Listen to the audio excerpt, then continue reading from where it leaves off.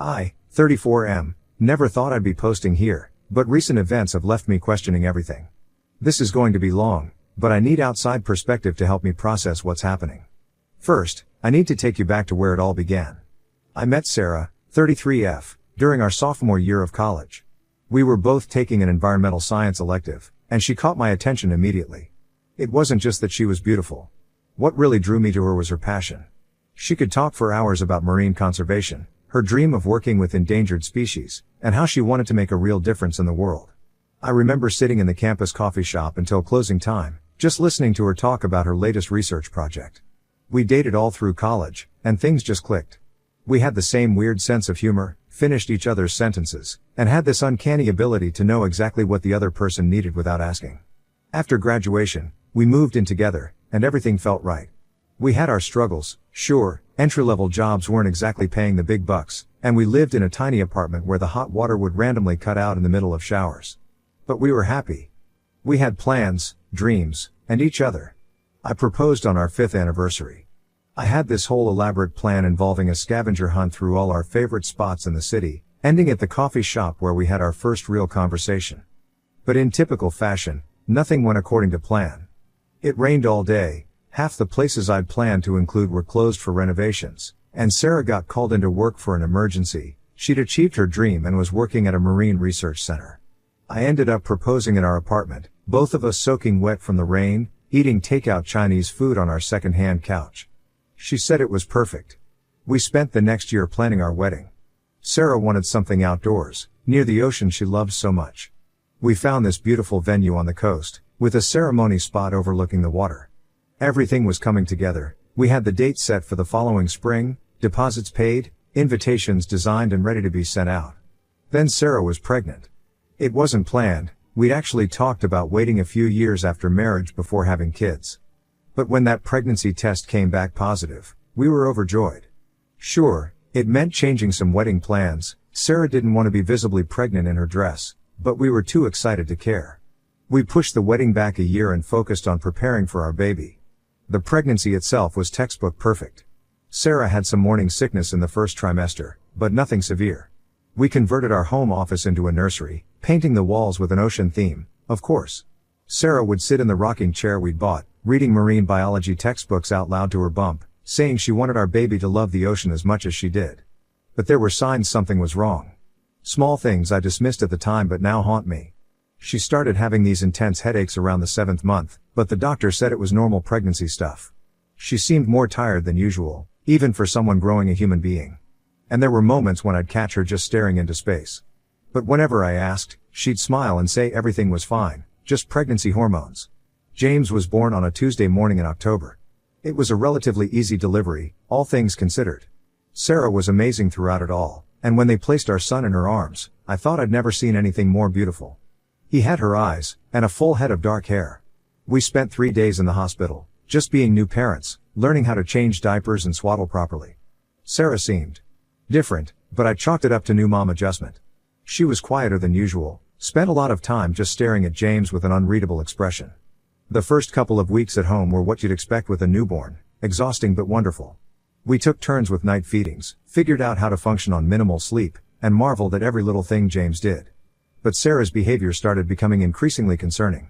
She'd spend hours just sitting in the nursery, even when James was asleep. She stopped eating regularly, saying she wasn't hungry. When I suggested she might have postpartum depression, she'd completely shut down the conversation. Then came that day. It started normally enough. James was 3 weeks old, and I needed to make a grocery run.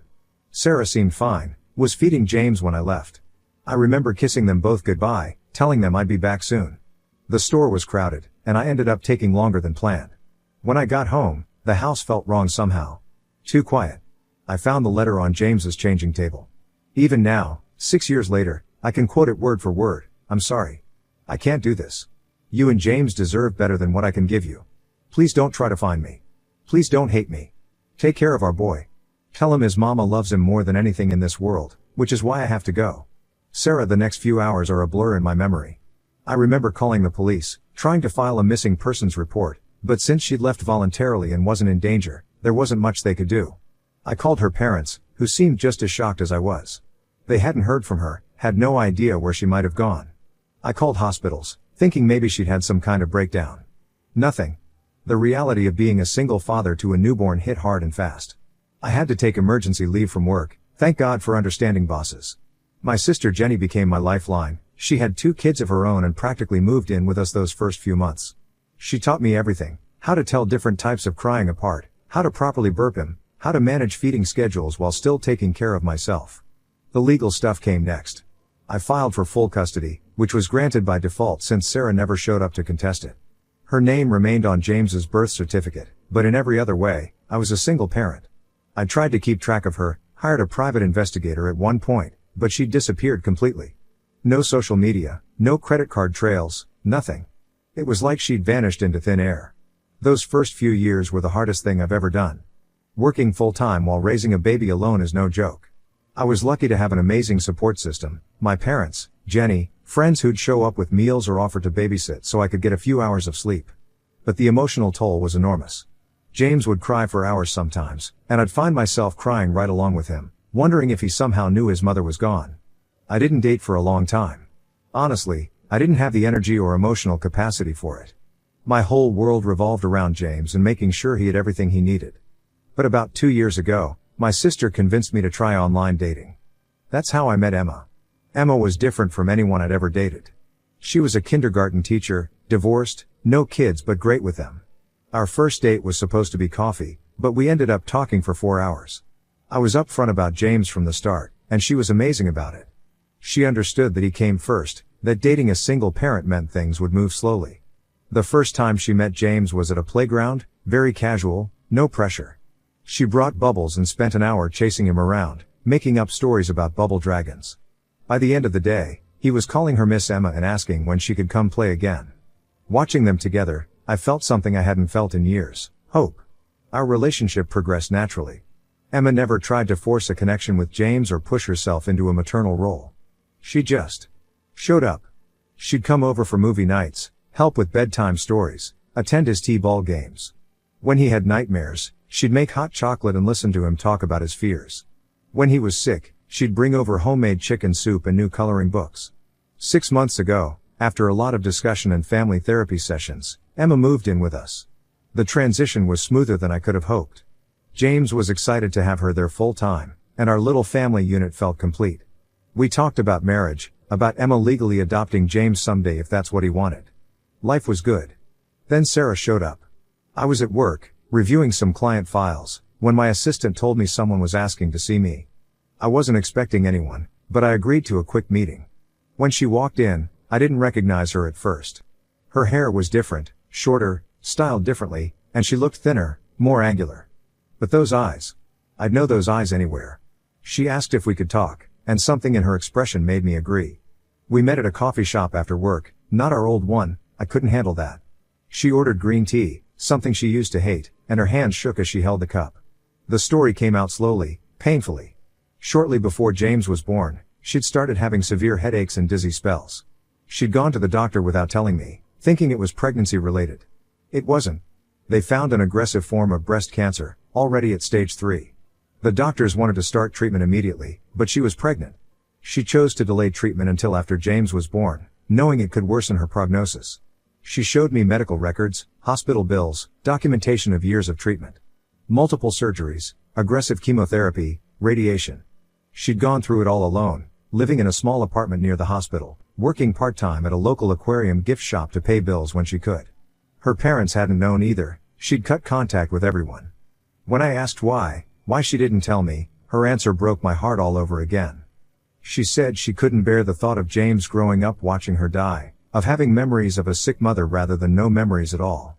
She thought if she died, it would be easier for us to move on if we'd already learned to live without her. If she lived, she could come back and explain everything. She's been in remission for 2 years now. She's followed our lives from afar, found my social media, saw pictures of James growing up. She talked about how much he looks like her, how proud she is of all his achievements she's seen posted online.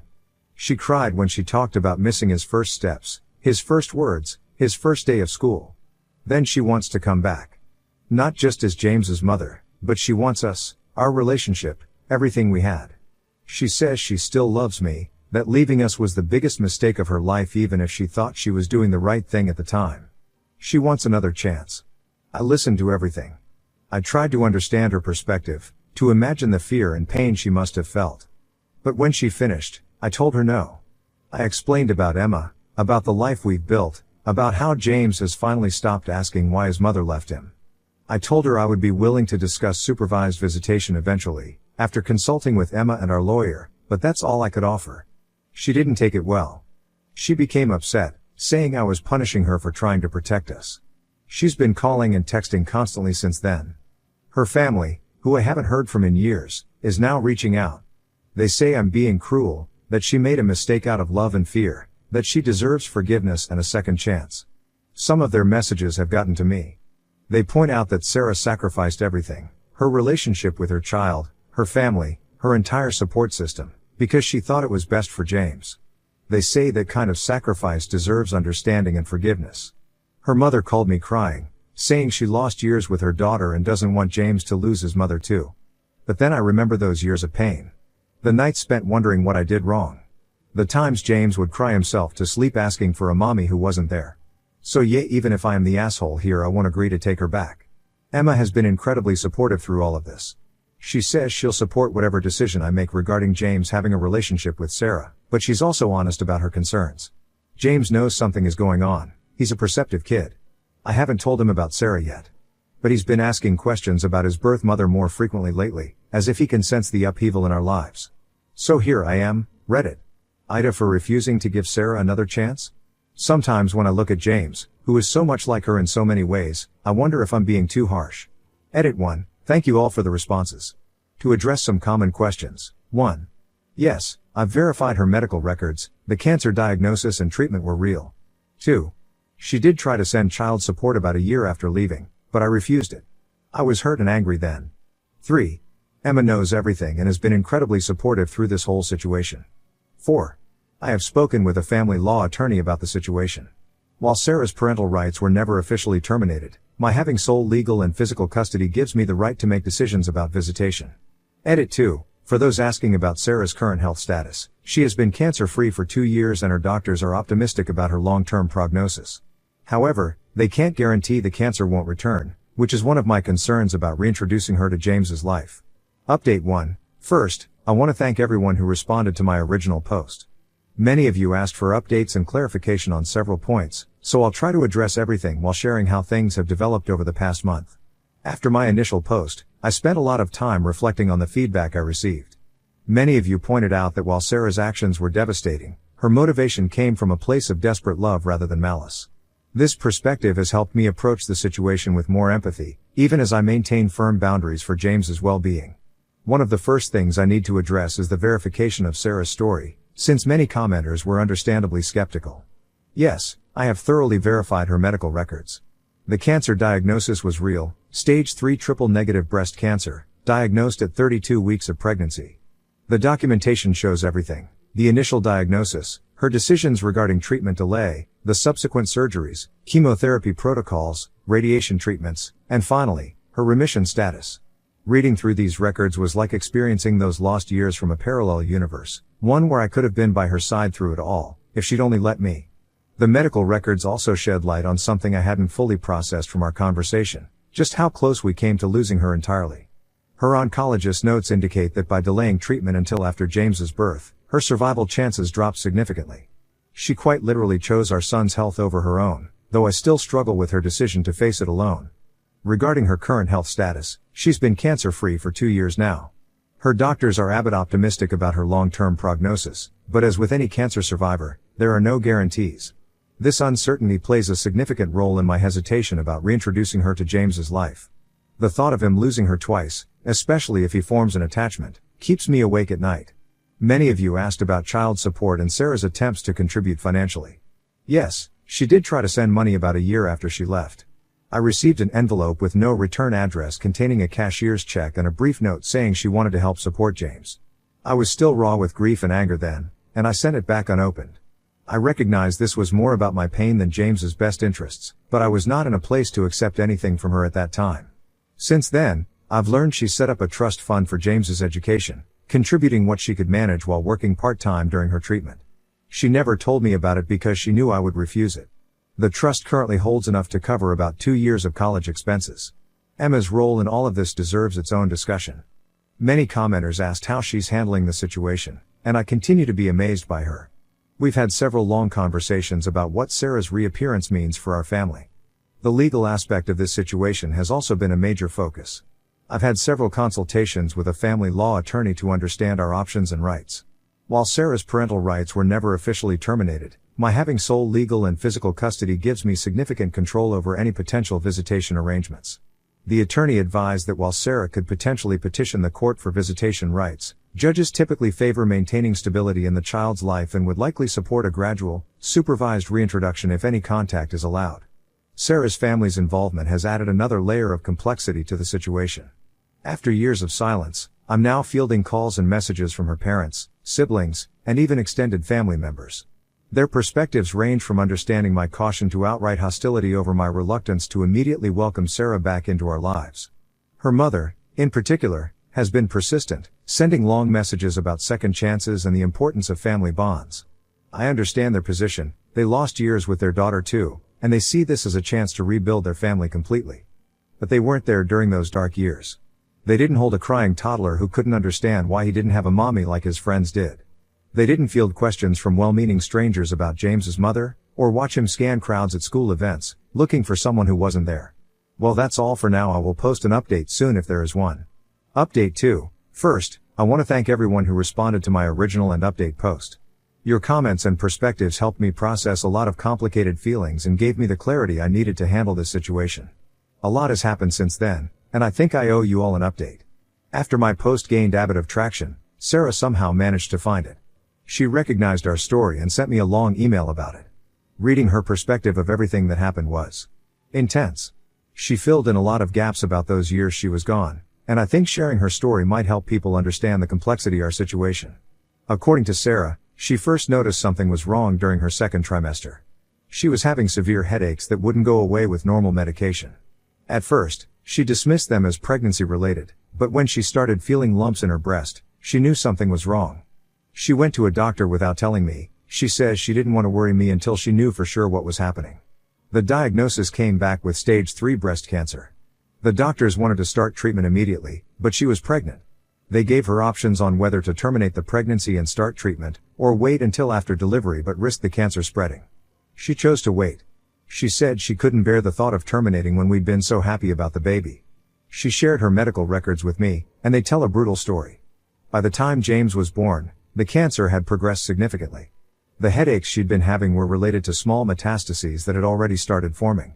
Her doctors told her she had maybe a 30% chance of survival if she started aggressive treatment immediately. She said the day she left was the hardest day of her life. She'd written and rewritten that letter dozens of times. She described sitting in the nursery, watching me leave for groceries, and holding James for what she thought would be the last time. She took photos on her phone, hundreds of them, of every little detail of his face, his tiny fingers, the way he smiled in his sleep. After leaving, she moved to a small town about 3 hours away where she had a distant cousin who worked as a nurse. This cousin was the only person who knew the whole truth. She helped Sarah find an apartment near the hospital and connected her with doctors. Sarah started aggressive treatment immediately, a combination of chemotherapy, radiation, and multiple surgeries. She lost her hair within weeks. The chemotherapy was so aggressive that she could barely keep food down. She had 3 major surgeries in the first year alone. Her cousin would come by after shifts to help her, as Sarah was often too weak to even get out of bed. She worked when she could at the hospital gift shop, but most of her savings went to medical bills. She tried to send money for James about a year after leaving. She'd managed to save up a few $1,000s from her part-time work. I had refused it, and now I know why. She was literally sending every penny she could spare while going through cancer treatment. What really got to me was learning about how she stayed connected to us. She created an Instagram account just to follow my sister's page, which occasionally had photos of James. Her worst day, she says, was when she saw the first picture of James with Emma on my social media. She said she cried for hours, but also felt relieved that he had someone in his life who could be there for him in ways she couldn't. She never commented or reached out because she was still going through treatment and didn't want to disrupt our lives if she wasn't going to survive. The recovery process was long and difficult. Even after the cancer went into remission, she spent months in physical therapy, rebuilding her strength. She had to learn to write again after nerve damage from chemotherapy affected her hands. She went through extensive reconstructive surgery. It was 2 full years after her remission before her doctors said she was stable enough to consider resuming normal life. She spent that time in therapy, working through her decisions and their consequences. Her therapist helped her understand that while her intentions were protective, her actions had caused significant trauma to both me and James.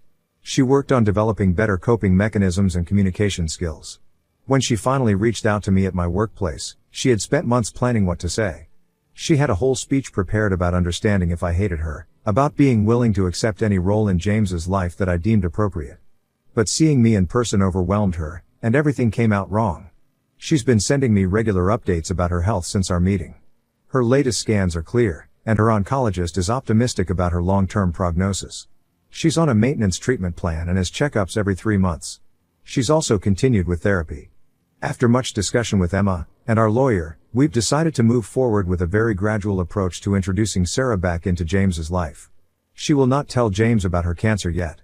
All initial meetings will be supervised by me, and will only happen when James expresses interest in meeting her. She has agreed to sign a legal document stating she will maintain consistent contact once visitation begins.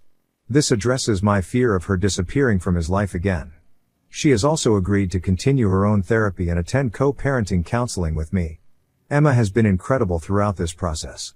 She's secure in her relationship with James and sees Sarah's presence as an addition to his support system rather than a threat to her role in his life. She actually met with Sarah privately to discuss how they can both be positive influences in James's life without creating confusion or conflict. Sarah's family has also been more understanding since I explained our gradual approach plan.